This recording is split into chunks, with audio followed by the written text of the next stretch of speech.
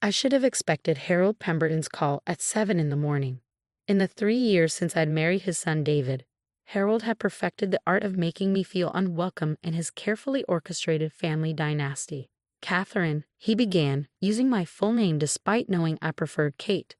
I've been considering today's graduation ceremony, and I believe it would be best if your children didn't attend.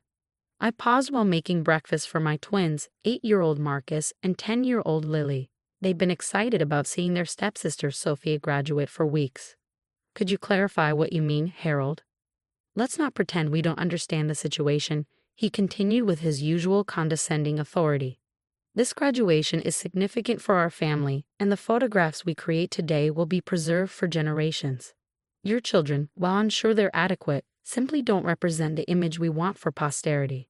I set down my coffee and walked to the window, looking at my children's bicycles scattered across our modest front yard.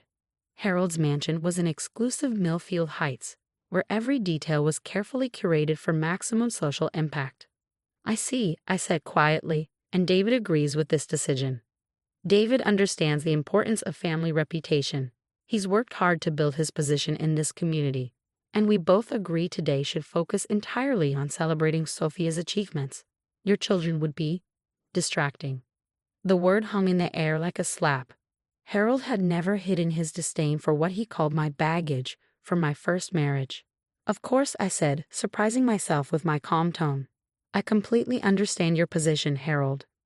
We wouldn't want to compromise such an important family moment. I'm glad you're being reasonable, he said, relief evident in his voice. I was concerned you might become emotional or difficult. I almost smiled. Harold had no idea that emotional outbursts were luxuries I couldn't afford in my profession. As a senior forensic accountant at Morrison & Associates, I'd spent 12 years unraveling financial deceptions for powerful people. I'd learned to keep my expression neutral while discovering that respected businessmen had embezzled millions and that family patriarchs often harbored the most devastating secrets. Not at all, I assured him. I appreciate your directness. We'll make other arrangements. Excellent. I'll see you and David at the ceremony. And Catherine? Let's keep this between us. No need to upset Sophia. After hanging up, I stood in my kitchen, listening to my children's laughter upstairs. The weight of my laptop bag sat nearby, containing files I'd been organizing for 6 months. Harold Pemberton, CEO of Pemberton Industrial Solutions and pillar of the community, had no idea his company's books had been flagged for irregularities by the State Commerce Commission. He certainly didn't know I was the forensic accountant assigned to investigate those irregularities, or that my findings suggested systematic financial fraud spanning nearly a decade. When David came downstairs adjusting his tie, I was dressed in my most professional navy suit. You look gorgeous, he said, kissing my cheek. Ready for our daughter's big day? Actually, there's been a change, I said carefully. Your father called. He feels it would be better if Marcus and Lily didn't attend. David's expression shifted from confusion to anger. What? Why? He's concerned about family images and photographs. He thinks the children might be distracting. That's ridiculous, David said, his voice rising. They're part of our family. It's okay, I interrupted. I've arranged for them to spend the day with my sister. David studied my face, recognizing something in my expression that made him pause. After 3 years of marriage, he'd learned to read my professional mask. Kate, what aren't you telling me? I smoothed his tie. Just that your father is about to learn some important lessons about family loyalty. Trust me. The graduation ceremony took place at prestigious Millfield Academy, where annual tuition exceeded many families' yearly income. Harold worked the crowd like the seasoned politician he'd become through years of community involvement. Everyone wanted to shake his hand or pose for pictures. Catherine? Harold's voice boomed after the ceremony. Come meet the Hendersons. Their daughter was valedictorian last year. I approached with my practiced professional smile, the one that had helped me extract confessions from embezzling executives. What a lovely ceremony, Mrs. Henderson gushed. Harold, you must be so proud. I love how your whole family coordinated for photographs. Everyone looks so distinguished. We believe in presenting ourselves properly, Harold replied proudly. Family reputation is everything. I excused myself to check my phone, where missed calls from my colleague James waited. James, I said quietly. What's the status? We got the final documentation this morning. His voice was tight with excitement. Kate, this is bigger than we thought.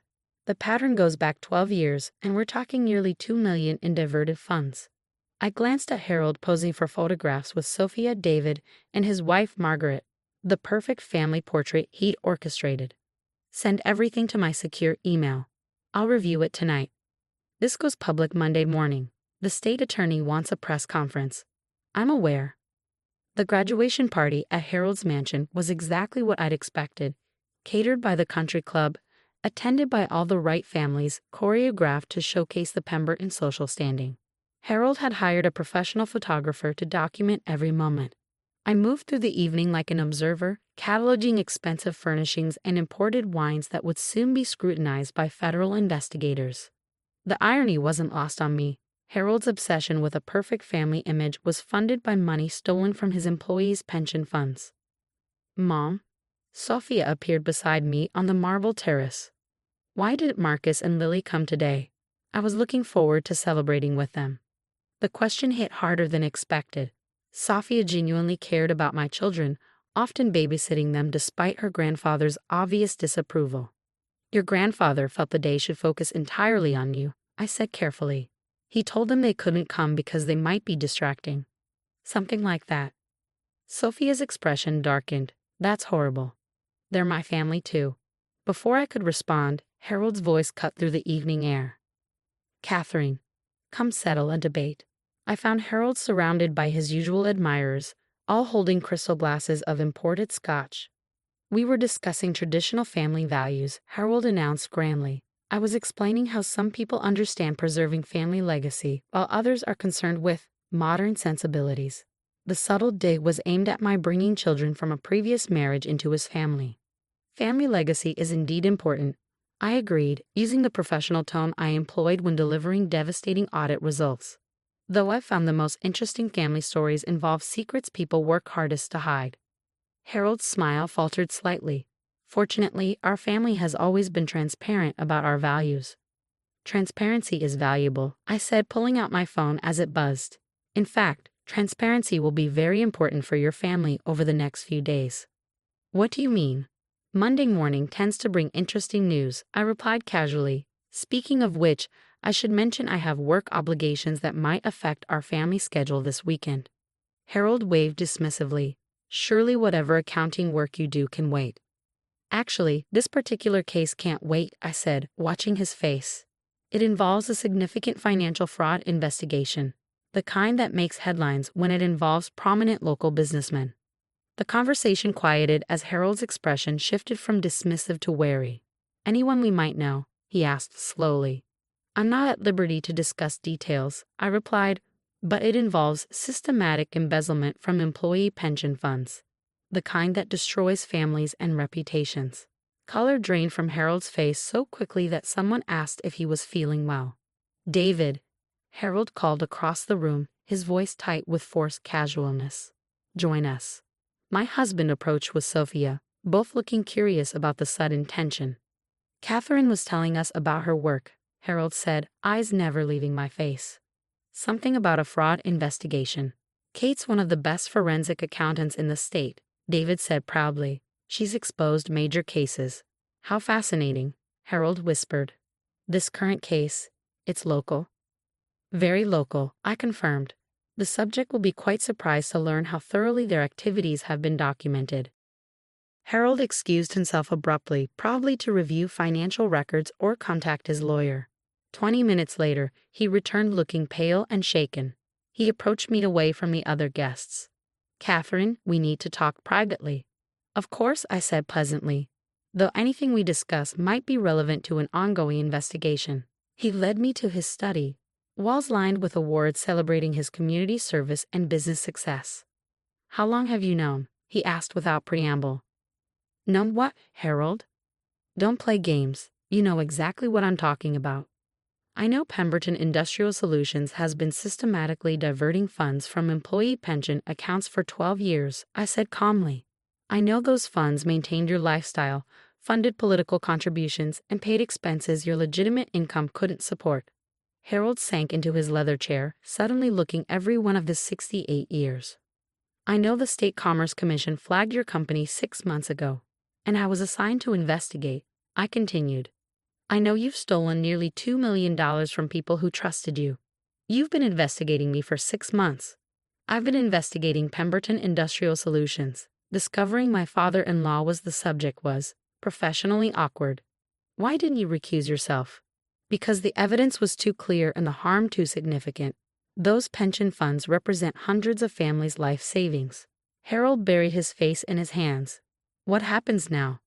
The state attorney's office announces charges Sunday evening. You'll be arrested Monday morning. Can't we work something out? I can pay back the money. Harold, I said quietly, you spent this morning telling me my children weren't good enough to be photographed with your family. You spent 3 years making it clear you consider us beneath your standards. Did you think I would compromise a federal investigation to protect your reputation? David doesn't know yet. I continued. I plan to tell him tonight. Sophia deserves to finish celebrating before her world falls apart. She'll lose her college funding. The house, everything. You should have considered those consequences before deciding that a perfect family image was more important than basic honesty. Harold looked up with red-rimmed eyes. What do you want from me? I want you to understand that family isn't about image or social standing or curated photographs. It's about loyalty, respect, and dignity. You never learned that lesson, and now it's too late. The arrest made national news, given Harold's community profile. The story dominated local coverage for weeks, with reporters detailing how a respected businessman had systematically stolen from employee retirement funds to maintain his lavish lifestyle. David struggled with the betrayal and disappointment, but our marriage grew stronger as we navigated the crisis together. Sophie deferred college for a year and moved in with us while working to save money for tuition. The most significant change came the following Thanksgiving, which we hosted at our modest suburban home. Around our kitchen table sat David, Sophia, Marcus, Lily, my sister's family, and 2 of Sophia's friends whose own families had been affected by Harold's crimes, but who'd found forgiveness and friendship in the aftermath. I'm grateful for honesty, Sophia said when we went around the table sharing what we were thankful for. Even when it's difficult and changes everything you thought you knew. I'm grateful for real family, Marcus added, looking around the table at faces that represented love rather than social status. Not the kind you have to pretend for. When my turn came, I looked at the mismatched plates, the grocery store flowers, and the faces of people who'd chosen to be here not for image or obligation, but for genuine care and connection. I'm grateful for the truth, I said simply, and for the courage to stand by it, even when it costs everything you thought you wanted. David squeezed my hand under the table, and I knew that we'd finally built the kind of family that no amount of money could buy, and no investigation could destroy. Harold served 6 years in federal prison. The pension funds were partially recovered through asset forfeiture, though many employees still lost significant portions of their retirement savings. But our family, the real one built on honesty and love rather than carefully curated images, emerged stronger than any photograph could ever capture.